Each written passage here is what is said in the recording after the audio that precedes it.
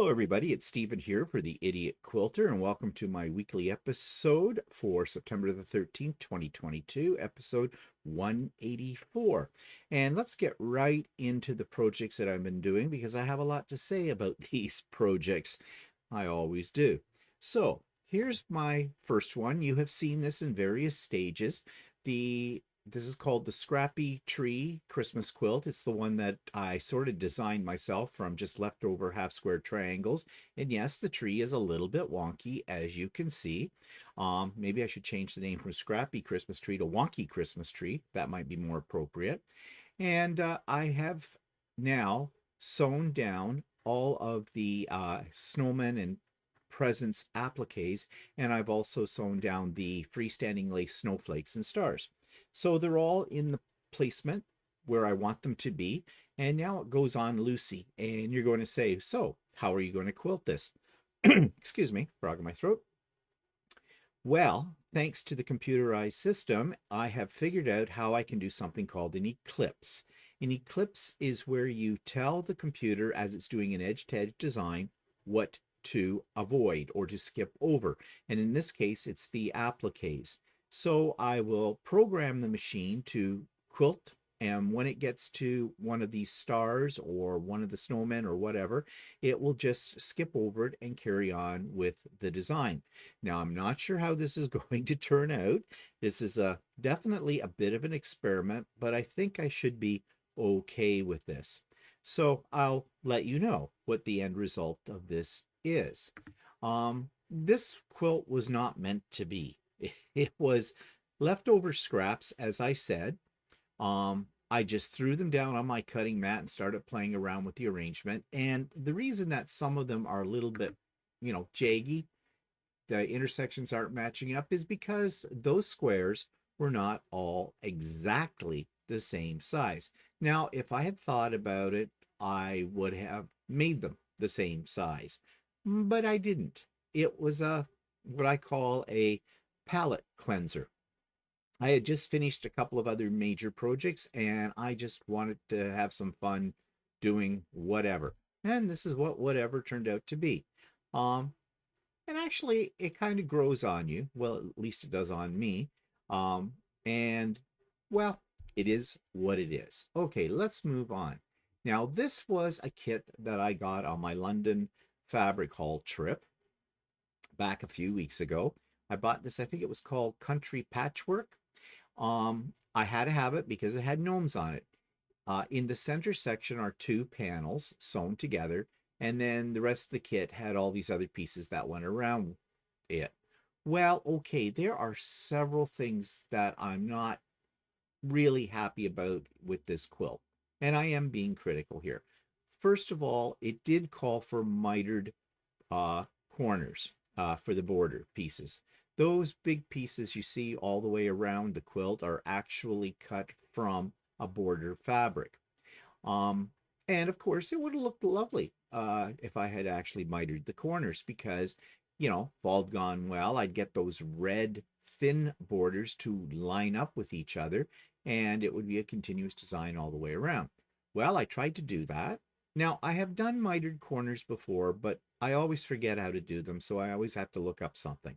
Now, the instructions that came with this did explain how to do it, and like instructions that explain anything that's a complex technique I am finding, they are not very clear. So I went to YouTube, and I have a listing that I keep, a private list of videos I may want to refer to again and again, and one of those is how to do mitered corners. So I watched that video, and I attempted it. I don't know what was going wrong, but I attempted it 3 times and then I gave up.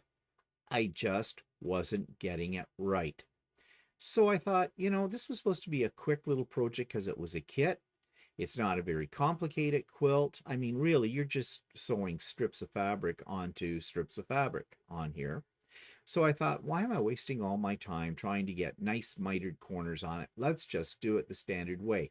Now, yes, the one problem with that is that you have these top and bottom border that, go across. And I mean, that's not a bad look. That's okay. You know, for the untrained eye, as they would say, uh, they wouldn't probably see a problem with that. Um, but I do. But nevertheless, it's done. Now, another thing I don't like about this is if you notice the plaid or the checkered black and white border right next to the panel kind of a thing. Yeah, they're a little wonky. Now, this is a problem you'll get if you cut something with stripes. I didn't think about it when I was cutting the fabric up. So, yeah, they're a little wonky on that. But again, as I said, this is just a quilt. I saw the kid, it had gnome side, make it. What am I going to do with it? Well, I have got it quilted now. I don't have a picture of that. I finished quilting it on Lucy yesterday. And actually, it looks pretty good with the quilting. I did fairly dense quilting. There's snowflakes, and I did them in a goldy yellow thread. So they do stand out against this. And it doesn't look too bad. And once I get the border on it, or not the border, the binding on it, it'll be fine. Um, will I give it as a gift? I don't know. Maybe. Or maybe I'll put it across one of my chairs or something when I decorate for Christmas. I have no idea. Okay, so that was two quilts. Now this turned out really cute, I think. This is an In the Hoop embroidery machine project. It comes from Sweet Pea Designs. I believe it was called Halloween Scene. There's a real clever name, right? But that's what it was called. And it really didn't take me that long to make. In the Hoop applique designs can take you a while.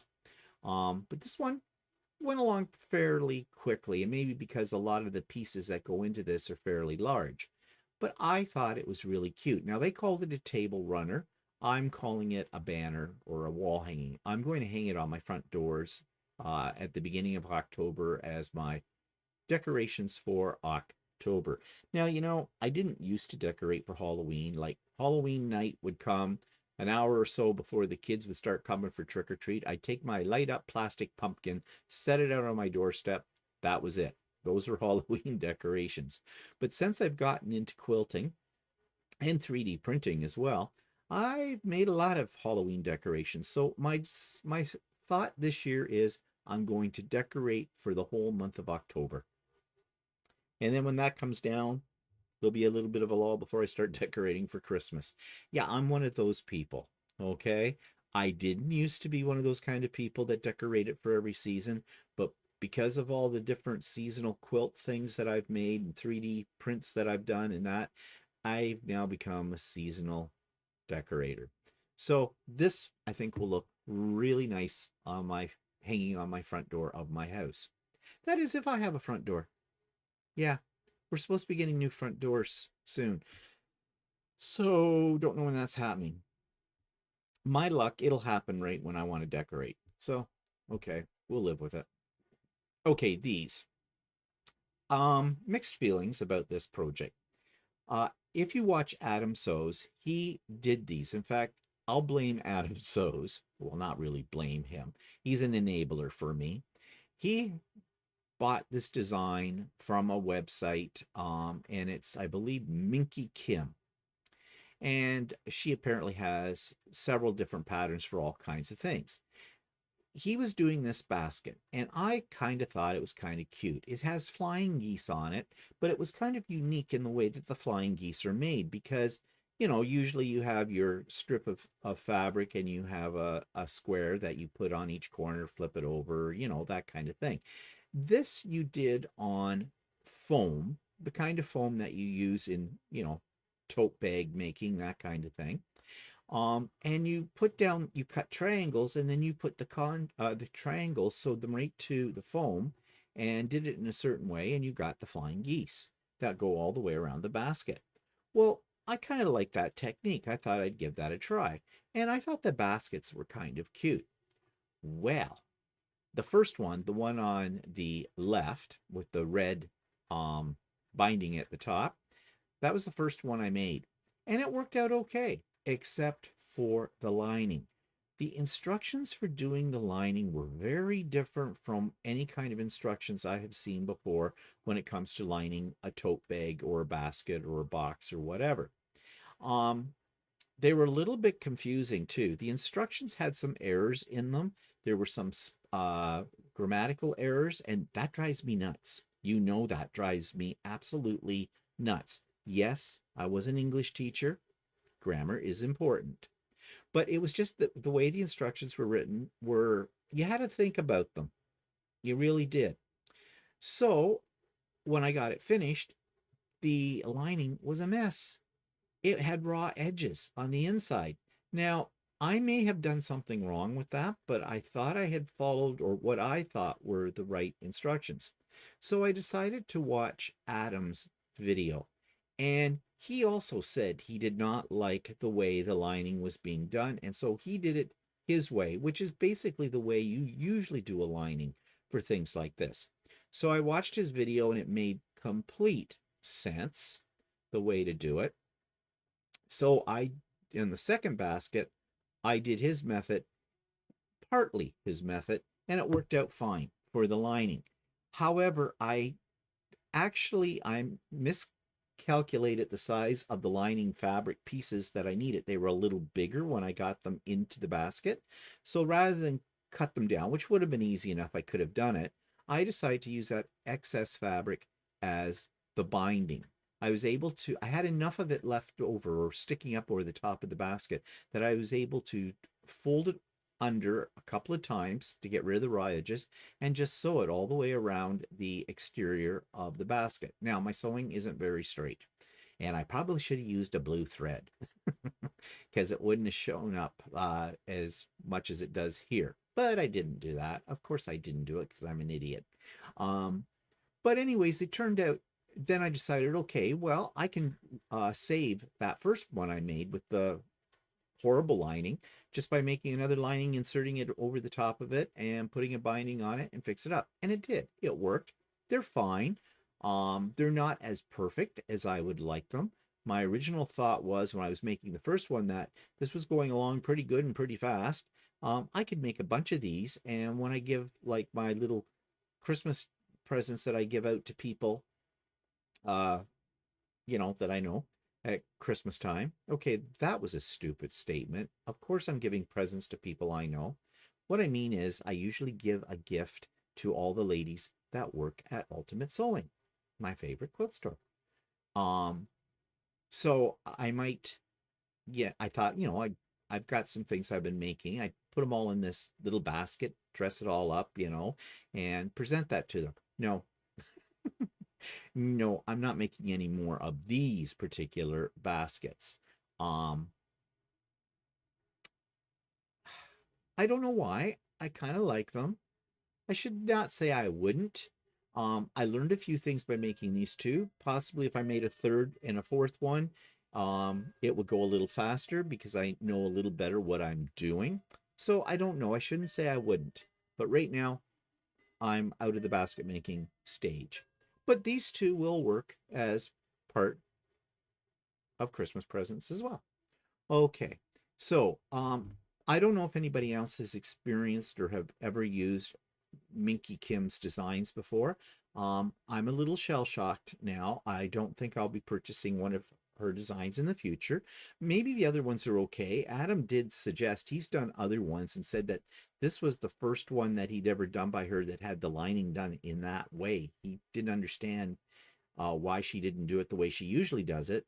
So, but my other reason is I found her instructions just a little bit unclear. So, yeah. What's the expression? Once burned, twice shy, or something like that. I don't know, or something like that. Anyways, I don't want to say anything really negative about this person's designs because this was the only one I experienced. And maybe other ones are better. So, if you find Minky Kim's designs and you like them, go for it. If it works for you, go for it. That's all that matters. Okay, so I had some triangles left over. I had a lot, actually. And during the pop-up sew day that I had on Saturday, more about that in a moment, I decided to, just play. I was burnt out from those baskets a little bit. And so I just started throwing stuff down on scraps of fabric, did some, decorative stitching. I used my circle sewing device for my sewing machine, and I created this little thing. What is it? I don't know. It hangs on one of my cupboard doors now, though. It's an abstract fiber art piece. Let's just leave it at that, shall we? And then I started working on this. This is a freestanding lace design. I saw they're little tea light candle holders, electric tea light, of course. They are a freestanding lace design, as I already said. I think these came from Urban Threads is the name. They were on sale, cost me $5.45 for the files, Canadian. And I put it together, and they're cute. And you can do them in any colors that you want. I sort of lean towards Christmas colors here. But the one thing I didn't really like about them is this is fairly large. And when you put a tea light candle in it, it looks a little bit ridiculous. It's just too big for a tea light candle. Now, if you had some of those electric candles that look like real candles, the pillar-based ones, and I did, they look great with those. As well. But I decided to shrink the file. I did. I shrunk it down to 80%. And yesterday I was finishing up sewing out the pieces. So I haven't got one together yet to show you, but maybe next week I will. And I can show you then and show you the difference between these two in size. But again, I'm always thinking about gifts.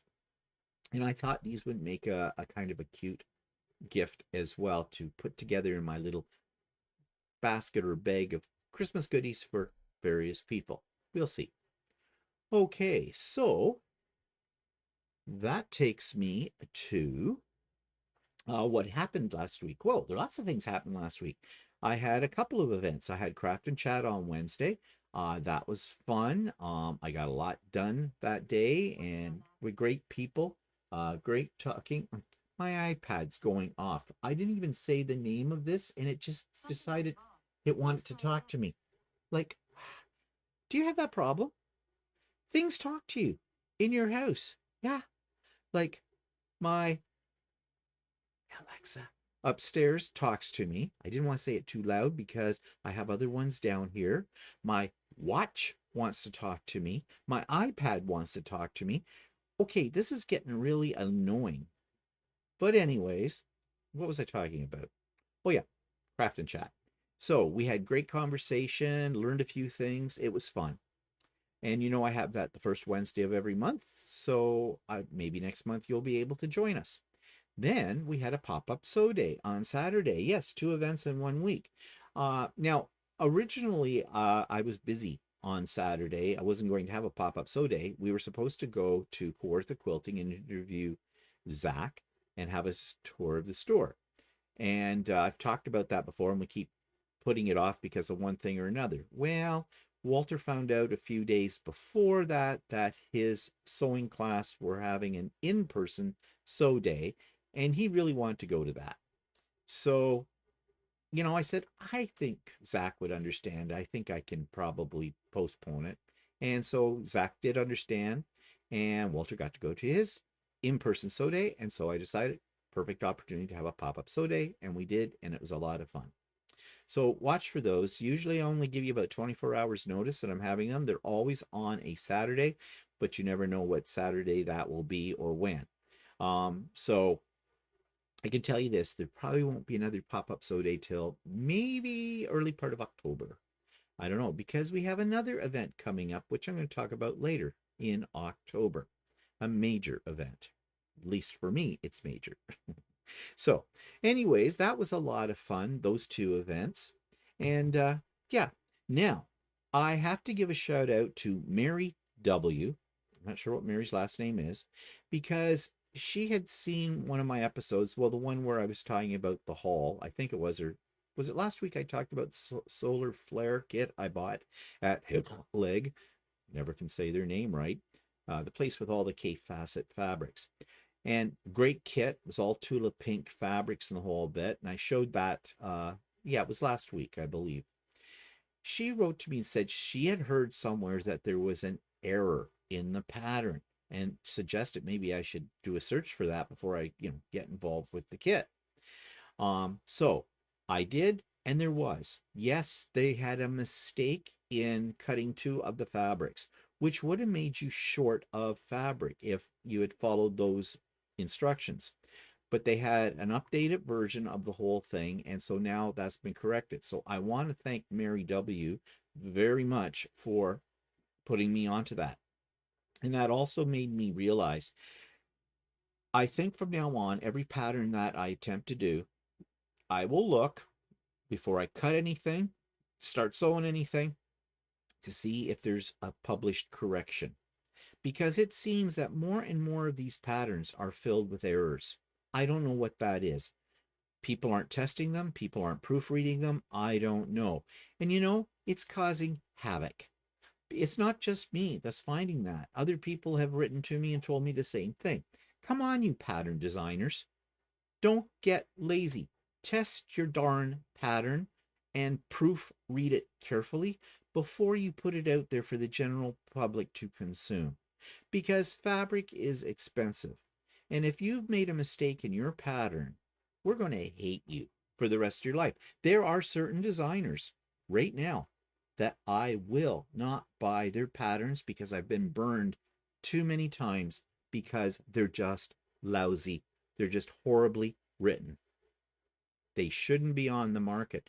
And these manufacturers of fabrics that have people that design patterns for their fabrics, they should put in a little bit, put in a quality assurance kind of a system in to make sure that these patterns that are using their fabrics work. You know, really, it behooves you not to do that. I don't often get to use the word behooves, but this time I did. I love that word, behooves. Anyways, that's my little rant. How I got onto that? Well, I know how I got onto that. But anyways, so thank you, Mary, for that. Okay, so that takes us to what I did with So Chatty this past week. We did a little bit of a demo on using QuiltPath, the electronic or the computerized system for my long arm machine. And I have been slowly gaining more knowledge and more expertise. I'm working up to a comfort level now that is good, considering what that cost. And a lot of this information I got from the course that I took as well. So, but I'm still playing. But I thought maybe you might be interested in seeing, you know, how I initially set up the computerized system to do an edge-to-edge design. An edge-to-edge design that has what they call eclipses in it, which means, you know, how you can skip over something, which I was talking about earlier. Also, I'm showing you how you would do custom quilting using the quilt path. So here's a little teaser of that video. Now they'll lock the stitch and it'll start going.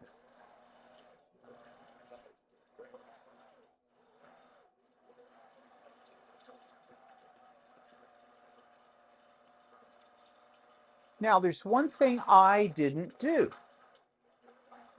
This would probably stitch into this, and I don't want it to do that. But I would have set this up differently if this had been on a quilt. I'm just showing you edge to edge, but I'm going to stop the edge to edge here in a second and show you how I can avoid those areas but keep a continuous design. So that takes me to Subscribers Quilt of the Week. But before I present that, I have an email that I received from Laura Austin. Laura Austin, I presented her creations last week, but there were some questions I kind of asked in that video, and she kindly sent me the answer to that, and this is what she wrote. I asked her whether or not she quilted her stuff herself or she sent it out, and she says, she has a handy quilter, Moxie, and she quilts using that herself. And it was her second quilt on the Moxie. She used just free motion loops, as I do not have a Pro Stitcher Lite. So I guess I'm not sure what Pro Stitcher Lite is. It might be a computerized system for the Moxie. But anyways, she did the quilting herself, and it was beautiful. It was lovely. Um, and she says that her niece loves it as well. So thank you, Laura, for giving me an update on your creations. And so that takes me to Pam Nesler. Pam Nesler is one of my subscribers, and here's her beautiful creations. This week's quilt from a subscriber comes from Pam Nesler of Rochester, Minnesota, and she sends us this wonderful wall hanging creation, Halloween creation that lights up. So she says, I purchased it last year. I had never done anything like this, so I was a bit intimidated. It is an Anita Good design called Halloween Shadows. After seeing your beautiful tile projects, it gave me the push to give it a try. After all the blocks were stitched and assembled, I wasn't sure how I want to finish it off. Fairy lights. I mounted the stitching to a thin foam core board, elevated it from the frame with corks from wine bottles, leaving room for the lights and battery box. Since I first found out about Anita Designs watching Sewing Machine Plus live shows, I decided to enter it in their SewFest competition that's coming up in the next few days, all online. So you can check it out too. Have a great day, Pamela.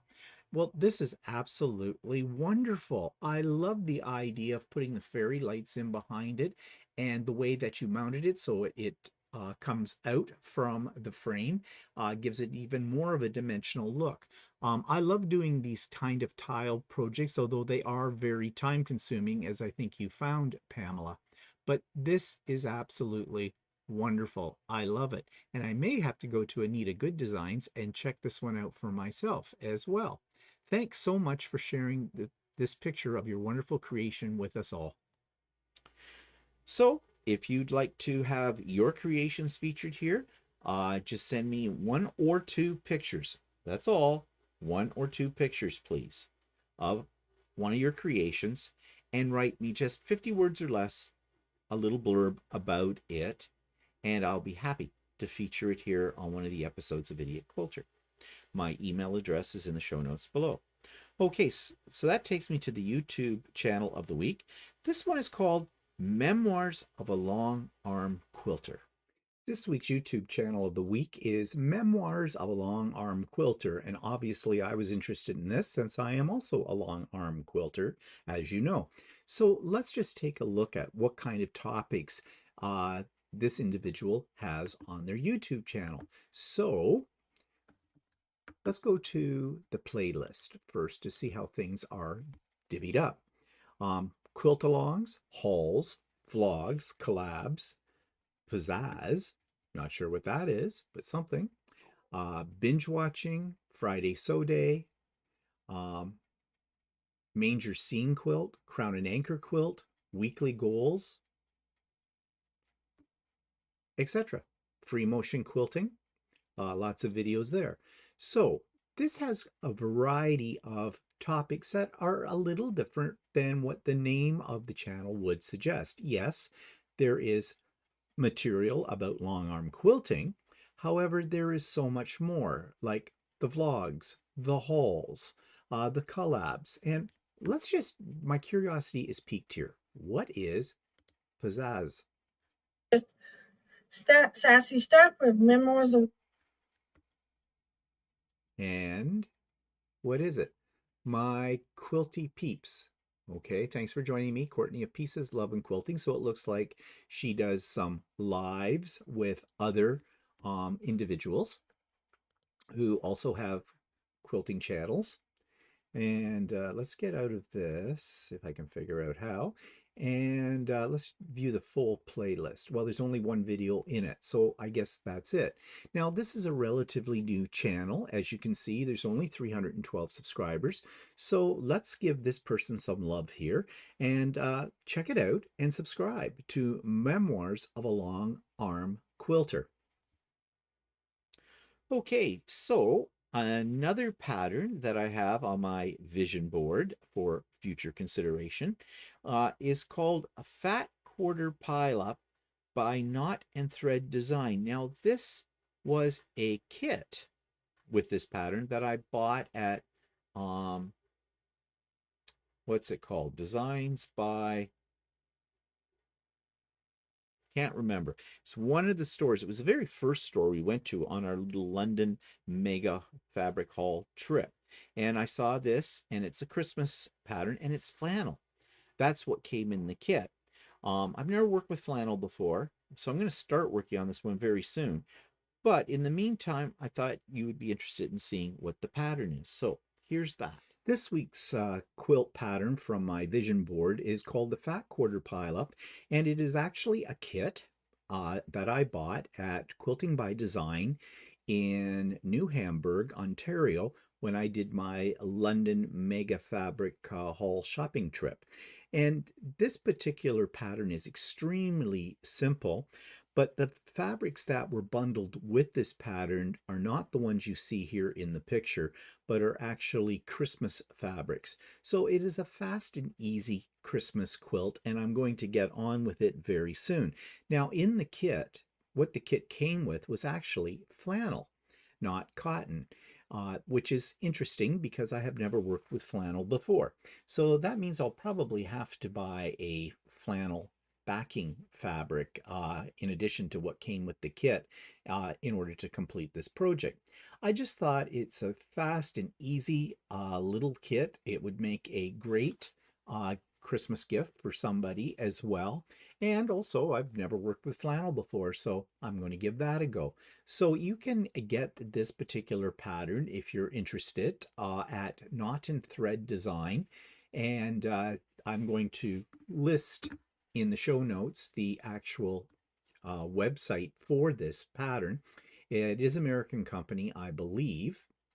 I'm not absolutely sure about that, but I'm assuming it is an American company because it's a .com website. So yeah, if you're just starting out in quilting, you might want to pick up this pattern. It's fairly inexpensive and very easy to do. So that takes me to an interview that I have up this week. Just put it up this morning before I started working on this. And this person, her name is Brandy Tsonetokoy. I am so sorry, Brandy. I'm saying your last name wrong. She does say it, though, in the video. And she is from the 100% 100 proof quilter. I'm just tripping over my lips. Was a great interview. Brandy's a really skilled quilter. She has some indigenous roots as well, and that is apparent in her work. And we talked about all of that. Well, here's a little teaser to that interview. So, what's your favorite creation if you have one, and why is it your favorite? I'm gonna say, and I should have brought it in here, I'm gonna say my very first quilt is my favorite. I actually use it as my blanket and my chair in the living room. It's the one I cover up with every day, because I made that without knowing how to do anything. I didn't follow a pattern. I just later on I found out that I did a keyboard border, and but I didn't know that's what I was doing at the time. I free motioned it myself. Some of the stitches are coming out, but it's my favorite because I created it. I even stitched it with my sewing machine the year I made it and everything. So that's my favorite so far. Yeah. And that takes me to my weekly review of an online quilt store. And this is for a quilt store called So Creative. This one I never got to on my London trip. It was on my list, but we just didn't get there. But here is their website. This week's quilt store online is called So Creative. Now, I had this on my list of stores to check out when I was in London, Ontario. However, I never made it to this little store. And the reason I didn't make it to the store was that I ran into a couple of ladies in another quilt store who were from the area, and I asked them whether or not it was worth the drive to this particular store because it's located in a little small town a bit of a ways from London. And they said, well, it was okay. So I took from that, and given how much time I had, I decided I would go in and check them out. However, I am checking out their website, and so this is what I'm going to base my uh, judgment upon. So this is their opening page, and you can see it's a quaint little store. It's in a little town. I think the town is called Mount. I'm just looking here to see if I can find it, and I can't. And it's probably in here somewhere, but we'll come upon that maybe a little bit later in the review. But right now you can see it's the storefront is very, very simple. It's very quaint. So what do they say down here? They have Trentex fabrics. Um, Now shipping, this is important information. They've supplied Canadian shops for over 40 years. Oh, that's Trentex. Has been a trusted wholesaler to me for a long time. Okay, so they have some relationship with them. Their shipping is $15 and free with a purchase of $149. I am assuming that's Canadian. I'm not sure what their shipping would be like for Americans. And they have go to shop.trentexfabrics.com and place an order, enter SEW19 at the checkout. Okay, so I'm a little confused now.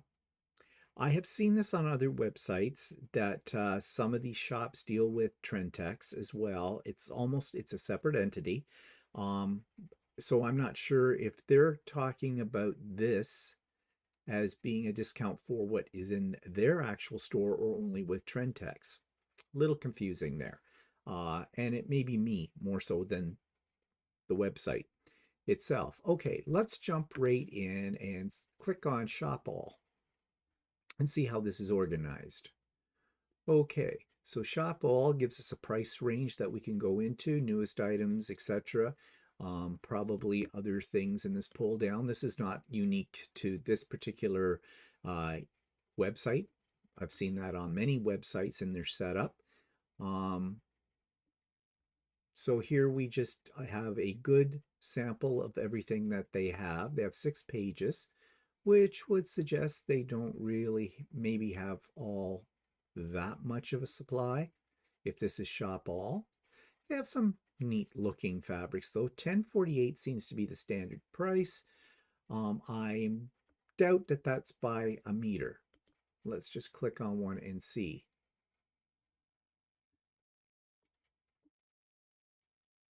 Here we go. 45 inches wide, 100% cotton. Okay, it's by the half meter. That's what I thought. So basically, a meter is about $21. That's on the upper end of the price scale, so not particularly cheap. Now, if they're shipping at flat rate of $15, then that's not bad. And I imagine that's by Canada Post. So let's just see if we were to put something in it.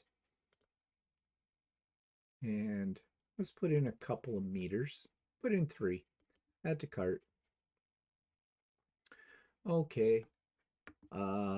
Proceed to checkout. Okay. So they want my email address. No, continue as guest. I'll continue as a guest. Ugh, now it wants all that information. And I need a shipping address for this. Okay, I do not want to put that in online, what my actual address is. So I can't tell how much in actual fact the shipping is going to be. Let's get rid of this. So I'm assuming that shipping is probably, I want to add info. Canada. Okay, I can figure this out. Just fill out the city.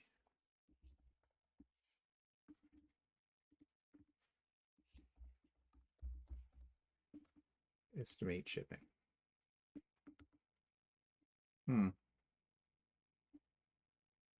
$20.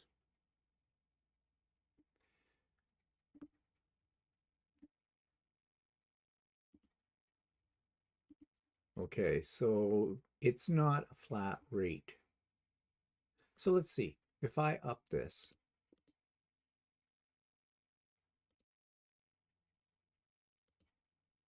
I'm going to double the order. And let's see. Shipping. Estimate. No, it's still $20. So it looks to me like they have a flat rate of about $20 for shipping. Okay, let's get rid of that. Okay, so I did shop all, and it just looked like all they had was fabric, so no notions. So let's see, shop by fabric. We have charm packs, panels, miscellaneous. This is a list of the collections. So let's go to my favorite standby, Northcott. Well, they don't really have anything by Northcott except, well, this is by collections, not by manufacturer. So, yeah. They seem to show an awful lot more here than they do in Shop All. No, they only have a few of these various brand names. They do have wide backing. Out of curiosity, okay, wide backing. They only have it in flannel. And it's, so 70, it's about $34, $35 a meter. Yeah, that's on the upper end of the scale. So price-wise, there's no bargains to be had here, really. They're probably because they're a very small little business. They do sell sewing machines and sergers, and they're Fath. I have no idea. Yeah, you need to contact them about the price as well. So I imagine those are something they probably don't have in stock. They have to order them. They have long arms, handy quilter. Well, they don't actually sell long arms, but they do sell rulers for handy quilt and accessories. They have toweling. Samples for sale. Nope, they don't have any samples. Books. Yeah, they have nothing really here to choose from either. Okay, patterns. What do we got for that? So far, I'm not impressed by their selection. It's very, very small. 3 pages of patterns. Pretty much standard patterns. Yeah, nothing there that's grabbing my interest. Okay, notions. Needles. Sew steady tables, pins, totes, rulers, templates. Yeah, the usual kind of stuff. Let's just go to this category. And yeah, okay. Nothing there to write home about, but it's okay. Thread. So what do they sell in thread? Aurifil and Superior. Okay, Aurifil. Okay, their price on their Aurifil is pretty good. $14 for a spool. That's the going price, really. They have kits. Oh, look, gnomes. You know how I love gnomes. And, well, that one's cute. Little witchy gnome. And they have these ones, which you see almost anywhere. 3 pages of kits. Well, there's a few kits in there to choose from. Classes. They have a free motion quilting class. And that's it. Okay. So it looks like they do some free motion quilting. That looks like it's on a domestic machine, though, what they're showing, with a Westerly ruler. So it's ruler quilting. Okay. Now, here's shipping and returns. Let's just see if we can narrow down what their shipping costs. Okay, this is how it talks about the fabric. We already figured it out that their quantities are in half meters. Okay, shipping. 0 to 25 is $10. 25 to 174 is $20. Over $175 is free. Okay. Shipping's not bad. The United States is $25. Rest of Canada, $20. And it is free shipping over $175 too. They say it's going to take 3 to 5 business days to arrive. US orders are 4 to 9 business days. And they do, looks like they do ship internationally. And they tell you everything there about. So this is fairly extensive FAQ here, which is good. Okay, so I was just going to see if I could figure out exactly where they're located. And here it's Mount Bridges, Ontario. Okay, which is just a little place. So if you lived in that area, it might be worth checking out the store. However, as far as ordering online, I would say there is nothing here for me anyways that draws me to this particular website to bother ordering. I find that their selection is somewhat limited. Their prices are on the upper end of the current prices for fabric. Yeah, so you might be interested though, especially if you live in that area, to check out So Creative. Okay, so that brings me to the end of this episode, but just a couple of things before I say goodbye. Yes, we are finally going to do our interview this Saturday with Kawartha Quilting, interview and tour, and I'm really looking forward to this, and I'm sure this is an interview and a tour you definitely will want to watch once I get it up on the channel, because it's a great store. Zach, the owner, and all of his staff are wonderful people. So that's going to be coming up in another week, probably after I do the interview. And retreat update. Now, I think I've already mentioned to you that the official date for the Idiot Quilter Fall 2022 retreat is this October 22nd. That's a Saturday. I've been working on it this week. I have an invitation that I will send out to all of you that are on my retreat mailing list. If you'd like to be on that mailing list, just drop me a line, an email message, and with your name, first and last, please, and your official contact information as in your email address, and I will add you to it. So you'll be sure to get all the updates and everything about the retreat that way. But don't despair. I will also be creating in the next couple of weeks a link in my show notes to all of this information that I will be sending out to the ones on the mailing list as well. And I'll say more about that then.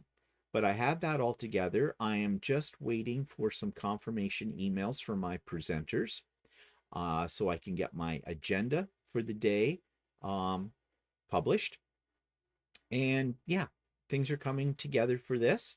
It's not that far away, and I hope you'll be able to join us. Now, there will be a registration. It is absolutely free, but you will have to register for it just to guarantee a spot for you, because I have a feeling this one's going to be really popular this time. Each one that I have done, this will be number 4, I believe, have increased in the number of people that have participated in it. So just to make sure that there's a spot for you, you will need to pre-register, and that will be in that invitation to it that'll be coming out shortly. Probably maybe come out as early as the end of this week. Definitely will be going out next week, and I'll talk more about that on here as well. So yeah, that's coming up. Also, I always have a little cocktail party the night before on the Friday, so that would be October the 21st. A little cocktail party, icebreaker we call it, for a couple of hours. There'll be details about that as well. It's just a way for people, if they wish, to get to know some of the other people that are coming to the retreat as well. Okay, so I think that's it for me for today.